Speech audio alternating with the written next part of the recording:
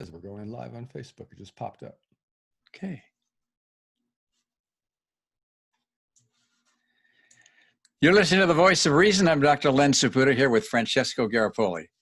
Francesco, we've had a nice conversation about how people are reacting to what's happening with COVID-19, what's happening with Black Lives Matter, and the frustration that's out there because people feel compelled to follow the law and to listen to what the authorities are saying. And the bottom line on this is that it's really confusing. It's not easy to figure out. We put in hundreds and hundreds of hours trying to understand what's going on with it. And I think we figured out a lot of what's happening. And the frustration that people feel, I think, is justified. The problem is it's coming out in ways that are violent. There's looting. There's people violent about what's happening with COVID-19. The governors are doing one thing, people are doing the other. We're talking about safe or civil disobedience to try and stand up for the rights. Wow is all I can say. Wow. It is wow. It's a wow time. And, last time we were on, we talked about frustration. And if anybody's interested, they can always go to drsaputo.com and see our last 50, I think. Last 50, more than 50 now. That's right. It's amazing. And our goal here in The Voice of Reason is to discuss things. We have no agenda, right, Len? I mean, I don't have an agenda. You don't have an agenda. No. The Voice of Reason is, let's bore down deep into the facts, the truth, into the real experience, the truth, whatever that is. The way we see it. The truth is really a conglomeration of everything, not just one side, not just part of the story. To me, the truth is get as much out on the table as possible. I agree. And today I had an interesting experience because I am very healthy. I know I am a clear, healthy person. So when I go out, I'm asymptomatic. I am conscious of the distance between people. I'm very present with people in my space. And respectful. And respectful of their space, sure. But I choose not to wear a mask because I know the science behind it, and it's insanely wrong to say that a mask will prevent you or help another person.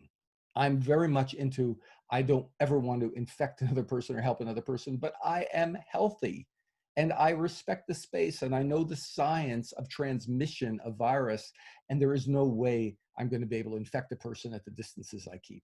Well, not only that, the mask doesn't block. It's like having a chain link fence and seeing if you can stop mosquitoes from coming in. Those viruses are so small. And you talk about wearing a cloth mask or some of the surgical masks like doctors do during surgery. It isn't going to block a virus. I'm sorry. Or you got to use your common sense. Really. And the people have been wearing the same mask for weeks at a time. Besides. So there's the science isn't there. So I'm in a big box store doing my shopping. There's a woman in there wearing a mask and she looks at me. She goes, "You're not wearing a mask." I go, "No, I'm not wearing a mask. I'm in the health field. I'm very aware and conscious of the science behind it. I'm happy to explain it to you if you want, and to let you know that masks virtually are useless." She ripped the mask off and said, "I knew it. Thank you so much." Oh, that's not the reaction I expected. No. I expected it's when I walk into Whole Foods, God help me if I don't wear a mask. There'll be about 15 people and they're ready to barbecue me. Well, different places. Len, a friend of mine went into Whole Foods the other day and didn't wear a mask, and they threw shelled walnuts at him. Yeah. I swear. I mean, so it's become incredibly crazy. The big box store I was in was not a new agey type of store like Whole Foods or Trader Joe's, for instance. Yeah. It was with an average people shop there who watch the workers upset because these masks are interrupting their breathing. Forget about the fact that you can't hear everybody. I'll oversee all that. But the fact that a poor, minimum wage person, Len, is wearing a mask for 7 or 8 hours a day, with a few breaks in between, it's not healthy. It's not helping them. Well, there's been studies showing that about a third of these people get headaches from it, that are real headaches. And that's not talking about the lack of effectiveness of it or the fact that it can actually make you worse from the point of view of dropping your oxygen saturation levels. And if you've got some kind of illness like asthma or some kind of respiratory issue, that could be something that could tip the balance in a significant way. Right. Hypoxia is a real thing. If you Absolutely. are low in oxygen, you're already not healthy. You're already stressed out as a worker. You're already behind plexiglass. You're already 6 or 7 or 8 feet away from a person. I'd like to see the science that that person can transmit, especially if they're healthy. Yeah. Well, half of America is not wearing a mask. You're seeing it in urban places. You're not seeing it in rural places. I went up to Mount Shasta and to Medford, Oregon over the weekend for a Oh, little nice. conference with a couple of doctors who wanted to talk about this topic. And you know Excellent. what? When I was in Mount Shasta, nobody wore a mask. They were eating in restaurants inside. They were opening their bars. They were doing what they wanted. They didn't have a problem with that. And a lot of rural areas throughout the country are not having a problem with that. And what did the doctors say? I mean, in your discussion, I think people would really like to know, me too, what do other trained physicians say who have a scientific background, a medical background, experiential background? Well, they're frustrated and appalled by the lack of science and by the effects that the government agencies like the CDC and the NIH, people like Fauci and Bill Gates and the World Health Organization are taking this adamant stand that it's the only way we're going to solve things. They were in full agreement. We knew that the mask wasn't the answer to this. But on the other hand, use your common sense. If you're sick, for God's sake, stay home. Right. If you don't feel well, don't go out in public. The Swedes did the study, and now that some of the data's come in, they're looking better than other countries around them, like Finland and Denmark. They're finding that what's happening is they didn't shut their government down. Yes, they had some deaths, but that wasn't excessive compared to the other countries. And at the end of the time, they've got a government that hasn't lost anything and been put down, and we do. It's a serious problem. We all agreed with that. And we were really disappointed with the lack of science that's put out and the coincidences that have happened.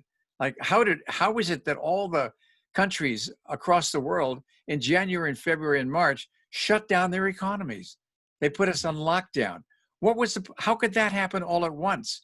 And how could it happen before there are really any cases? And you can't trust the information that comes out of China. You wouldn't have a clue what China actually experienced. They put some stuff on the internet that was actually ludicrous. One example is they said, oh, it causes seizures. And on this video that I saw, there were 500 people in a place like a field. Uh-huh. And they were all having seizures at the same time, like it was a demonstration. Wow. The most ridiculous things. And do you think you can build a hospital in 7 days? Think again. You can't even come close. And that's what they were saying. And what they were really building were jails. These were called hospitals with bars on them. And we're trusting that information? No, we have a lot of questions about what you can believe. The science is being just misused in terrible ways. The vaccine thing is terrible. You look at the flu vaccine that's out there now, and they're recommending that. And there's good data in medical journals that are major journals. They're saying, if you take this vaccine, your chance of getting COVID-19 go up by 35%. And back in 2009 and 10, when the swine flu was popular, we found the same thing. They found that if you took the flu vaccine, that your risk for developing other viral infections was 5 times higher. It's crazy. And then they got the vaccine. Another. We know people who get the flu vaccine get the flu. Well, that too. That's how vaccines work. You're getting to build the antibodies, but especially when it's not tested enough. And we hear about these insane studies being done on Nigerian kids that came out this week, right? And that just makes you so sad. Pfizer is doing these kinds of things. Doesn't make sense, Len. Well, look at the vaccine. The real danger of the vaccine, very few people understand. We have not isolated COVID-19. Right. No one knows really that virus. This is the first time we're trying to make a vaccine for a virus that we don't know, or any disease really, that we don't know. So if you're going to make a vaccine out of something where you've got an RNA fragment, okay, you go in there, you have an RNA fragment, and God knows what else that's in there because it's not purified. that RNA fragment is going to be incorporated into your DNA, okay, in lots of places.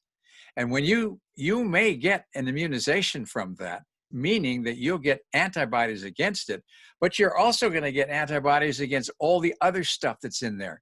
And when that happens, the doomsday is that you then have your vaccine a year later when COVID-19 comes around and you get immunized to all this stuff that's in your body. That's the setting for cytokine storm. So it's like you have to worry about this being a lethal vaccine. And no vaccine for COVID viruses has been made in the past, well, ever, okay, that was successful. The animals that they test are dying from it. And the few humans that have been tested on it are getting sick from it. And the antibodies that we're getting, we don't really know what those antibodies are, because it's not antibodies that give you immunity when you're looking at viral infections and cancer. It's the T cells. It's not the antibodies. So you're measuring that. It's measuring it may have a small effect, but it's much more complicated. And to think we're going to come out with a vaccine in 6 months or a year when we haven't been able to do it for the past 20 since COVID-1, it's dreaming.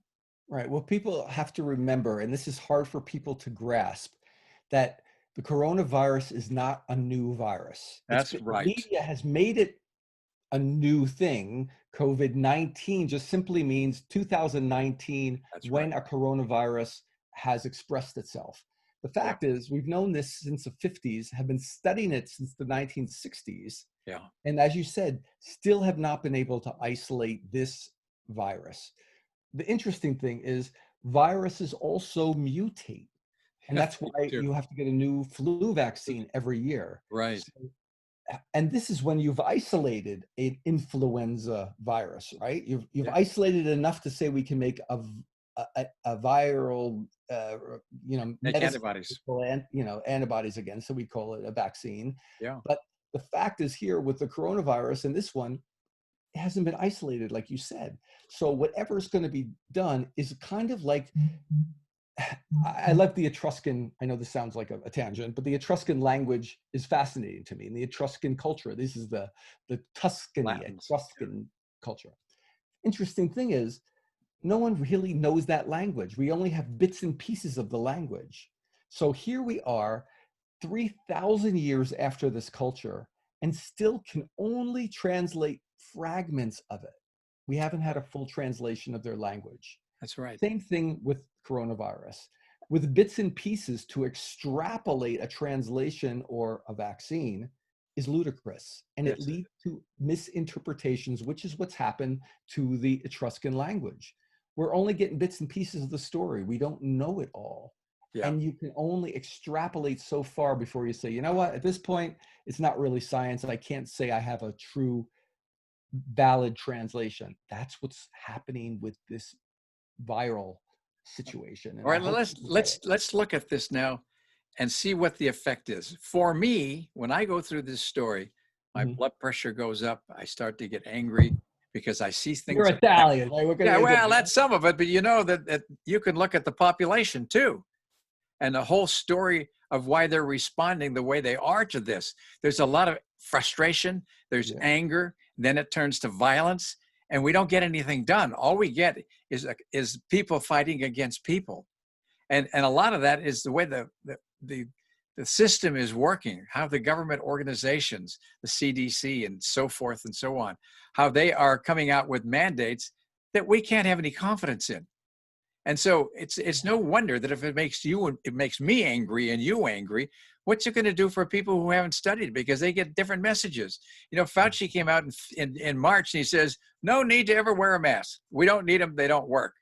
Now he comes out, okay, in June or whatever, in May, and says, you got to wear a mask. And it's like, well, hey, you got to get your facts together. Can't you get organized? And why does the World Health Organization say one thing? And why does the CDC say another? And why does the NIH yet say another? And then you got the FDA behind all this, making it even more confusing. So what are we accomplishing here? We're making people frustrated, and we're isolating them, and we're telling them that they're basically in lockdown. This is as close to martial law as you can get without it being a really serious problem. How are we going to deal with that? I can understand and have compassion for people who are angry about what they see. And that woman you talked to when you're in the store, she says, "Oh, I can breathe." And I get the same thing in my office. When I come in, I've got chairs that are 6 feet apart. Everybody comes in with a mask, and I say, if you would like to take your mask off, it's okay. We're 6 feet apart. Even though I know you can take the mask off anyway, it doesn't matter. But they go, "Oh, thank you. This thing is driving me crazy. It's so uncomfortable to wear. I feel like I can't breathe." It's no wonder everybody's up in arms. It's That's no correct. wonder that we're seeing Black Lives Matter being hijacked. Hijacked. I'm for peaceful marches. This is just an expression of hostility for people who have nothing to do with Black Lives Matter. And that to me is even more upsetting. And I can see the violence that's there because people are frustrated and they want answers to this. They want things to be better. And then it gets all distorted. And what you have is the makings of a civil war. We got to come to our senses and start finding the right people to believe. There are people out there that are saying the right thing. And if you agree with that, take some action. You may have to do some peaceful civil disobedience. I would love it to see 5,000 of us get together, instead of having a bra burning party, have a mask burning party and make the statement. And a lot of the government organizations, lots of the sheriff's departments have said in different counties in California, we're not going to issue citations. We don't agree with you, Governor Newsom. It's amazing. Well, look at Italy. We're from Italian blood and heritage. Yeah. The Well, you can Italians see got, I'm ranting. yeah, the Italians got together. Thousands and thousands of people went to the government offices down in Rome and said, "We want the real science behind this. If you can't prove it to us, you can't force us to do something that there's no That's good exactly science right. behind." That's how Italians do it. I mean, I lived in Italy. I know how they manage their democracy. Yeah. They send hundreds and hundreds of buses loaded with people That's right. They do. down to the government. They block the streets. They make a complete chaos until the government listens. Well, And that's what's happened with the masks in Italy now.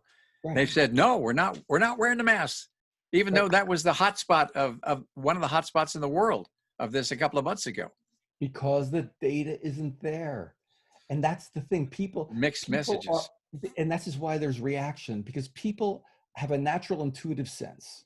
Yeah. And if they get told something that doesn't make sense at the gut level, they get angry and frustrated. I can't blame people. That's right. So, right? So this is why it's critical we get good science out. We get good facts out. We show that the death rate is going down. We It's show not that, going up. That's right. Even with right. this big epidemic, it's going down, not up. Which, And we see that deaths with COVID versus deaths because of COVID are two completely different things. totally different things. Absolutely right. And the average person doesn't have to know epidemiology. They don't have to know statistics. They need basic facts, and then they're not going to react. Yeah. People are compliant. You see how compliant people were when Yeah. they were told something they thought was real. As soon Yeah. as they are understanding that it's a moving target and governors are choosing what they want to do, people are going crazy. We're in close to Nazi Germany right now. The next thing will be is if they do come out with some vaccine, which they're going to force, I just feel that that's what they're going to do. And it may be before the end of the year. And there are going to be plenty of volunteers who say, I'll try it. I trust you guys. Mm-hmm. And then you're going to see people getting forcibly immunized. And then you have the possibility of seeing people being put in jail or having their rights rescinded or being in FEMA camps. It's just... It's sad possibilities now, but I talked to a pediatrician today, and she said that her patients, one after the next, with kids that they love, kids they protect, that's why they're bringing them to the pediatrician, said, "Doctor, I don't want my child to get this vaccine. What do we do?" Yeah. So this is her take in the streets, on front line with real patients in a real world with real people. Patient after patient are asking her the same question. Yeah. Not, I want this vaccine for my child. It's just the opposite, which Yeah. she is very curious because she's been a pro-vaccine person. Yeah. And she's hearing people one after the next saying, I don't want this for my kids. Well, just think about it for a minute. There are 70 vaccines, 70 vaccines that are recommended to our kids by the time they're 18 years old. Do you really think in your wildest imagination that putting all those proteins in your body, where they're not just putting the virus itself or whatever it is that you're being immunized against in the vaccine, it's got to cause problems. And you wonder why the incidence of autism has gone up. And then you see what's happening with people who are really making a difference in those studies, who come out and they say what they think, and then there's this big uproar. And what really hacks me off is that the infectious disease doctors and the medical doctors in general, they follow the guidelines of the CDC. What they don't understand that the CDC is a business. They own the patents on some of the vaccines. They're Oh, going to yeah. promote them. It becomes a business thing.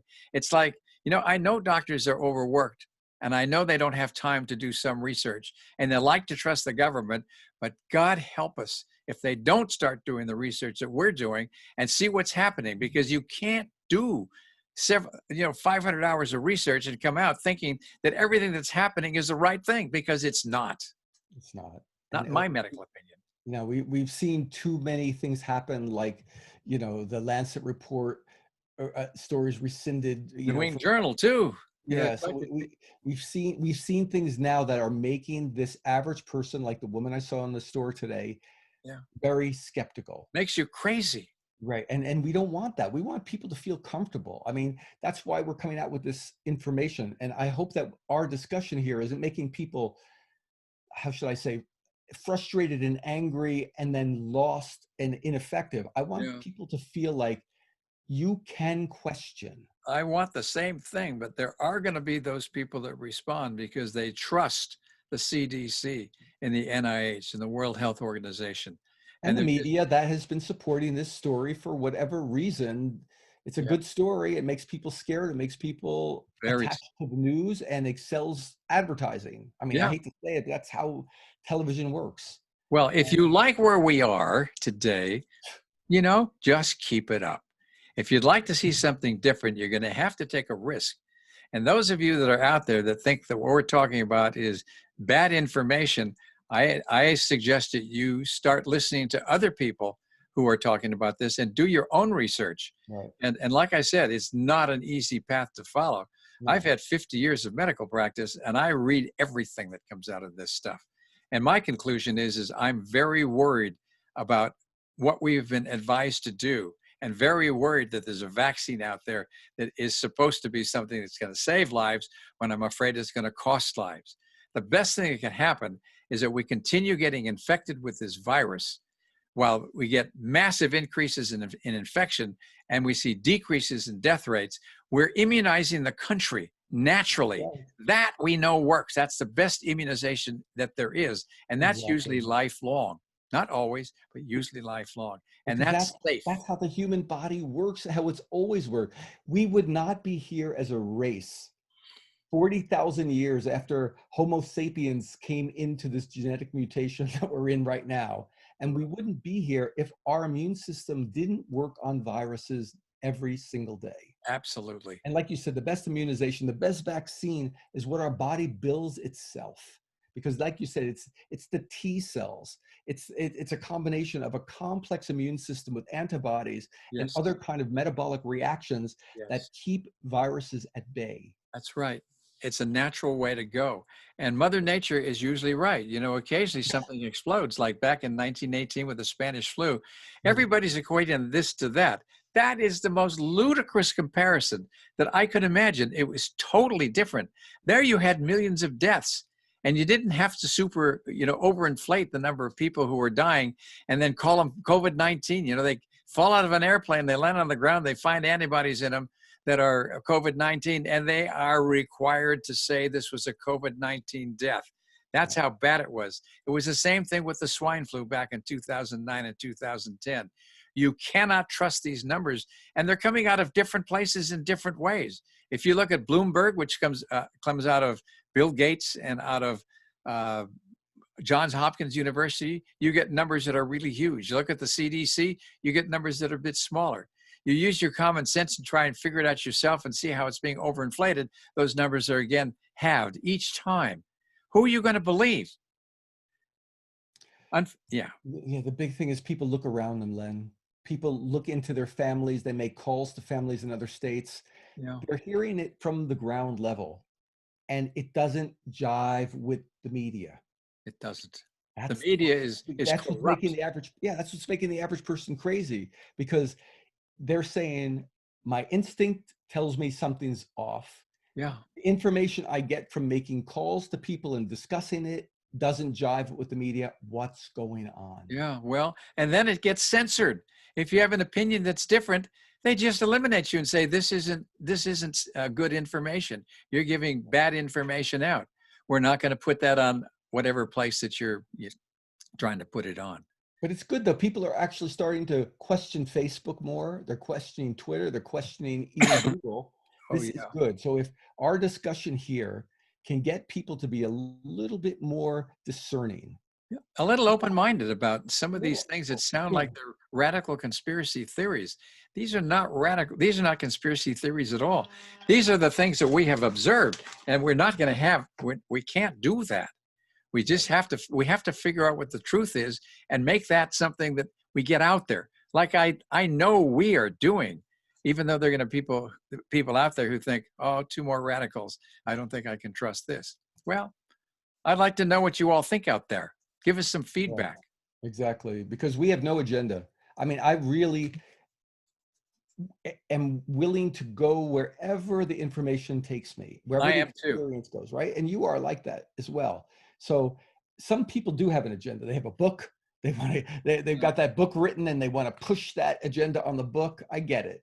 I don't trust those people. No. Other people, you know, I hear Fauci say that anything he makes from his royalties on this vaccine that he's involved with goes to a nonprofit. I don't buy it. I don't buy it either. So there are people with Why does he opinions. need why does he need to have the patent on it then?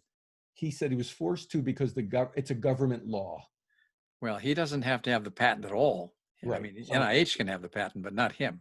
right. So there's a lot of things that don't make sense. And when people have agendas, I am very skeptical about their opinions. You and I, we're we are just explorers. We are trying to be a mirror of the viewers and trying to say, hey, let's all go down this path together only with real data and facts and find out what's behind this. That's right. You know, and we're doing this on our own. We don't have sponsors. We're not Yeah. getting paid for this. This is something we do because we feel inspired. We know we have to bring this information forward because it's the right thing to do. And that's what this is about. So if you want to follow the money, you're going to the wrong place. Exactly. For us, it's a lively discussion to keep peeling away the onion layers. Right. And and maybe if we keep this discussion up and you as a viewer watching this can keep this discussion open with your friends, you Sure. might find there's something else going on than what you see in the news. That's right. Well, we'd love to hear from you. Thank you for listening. This is the Voice of Reason. I'm Dr. Len Suput here with Francesco Garapoli. And we'll be back again on Thursday night. So if you have questions that you'd like answered, let us know. Drop us a note. Take care.